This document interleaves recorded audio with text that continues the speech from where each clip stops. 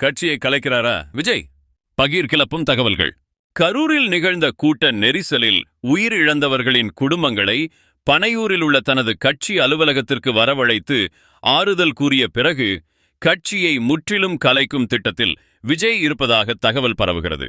மேலும் இந்த முடிவுக்கு பின்னால் விஜயின் தந்தை சந்திரசேகரின் ஆலோசனை இருப்பதாகவும் கூறப்படுகிறது. அது மட்டுமின்றி ஒரு வருட இடைவெளிக்கு பிறகு விஜய் மீண்டும் திரைப்படத் துறையில் தீவிரம் காட்டத் தொடங்க உள்ளார் எனவும் தகவல்கள் பரவுகின்றன. இதுகுறித்து அவருக்கு நெருங்கிய வட்டாரங்கள் கூறுகையில், கரூரில் நிகழ்ந்த கூட்ட நெரிசலில் உயிரிழந்தவர்களின் குடும்பத்தினருக்கு நடிகர் விஜய் ஆறுதல் கூறியது உண்மை.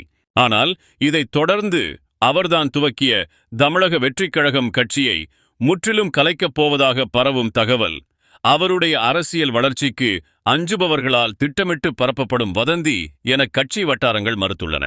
விஜயின் அரசியல் பயணத்தை தடுக்கவும் மக்கள் மத்தியில் குழப்பத்தை ஏற்படுத்தவும் அவருடைய அரசியல் எதிர்ப்பாளர்களால் இதுபோன்ற தவறான செய்திகள் பரப்பப்படுகின்றன என்று தாவேக ஆதரவாளர்கள் உறுதியாக கூறுகிறார்கள்.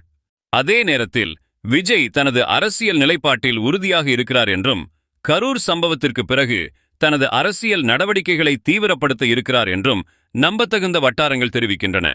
தந்தை எஸ்.ஏ. சந்திரசேகரின் ஆலோசனை காரணமாக விஜய் அரசியல் முடிவுகளை மாற்றிக்கொள்வதாக கூறப்படுவதும் விஜய் எதிர்ப்பாளர்கள் உருவாக்கிய கட்டுக்கதை என்றே தெரிகிறது.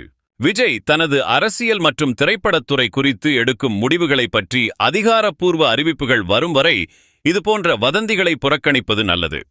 சுருக்கமாக சொல்லப்போனால், நடிகர் விஜய் அரசியலில் தீவிரமாக செயல்படுவதை தடுக்க அவரது அரசியல் எதிர்ப்பாளர்களால் திட்டமிட்டு பரப்பப்படும் முற்றிலும் தவறான தகவல் இது. அவர் தனது அரசியல் நிலைப்பாட்டில் உறுதியாக இருக்கிறார் என்பதும் தெள்ளத்தெளிவாக தெரிய வருகிறது.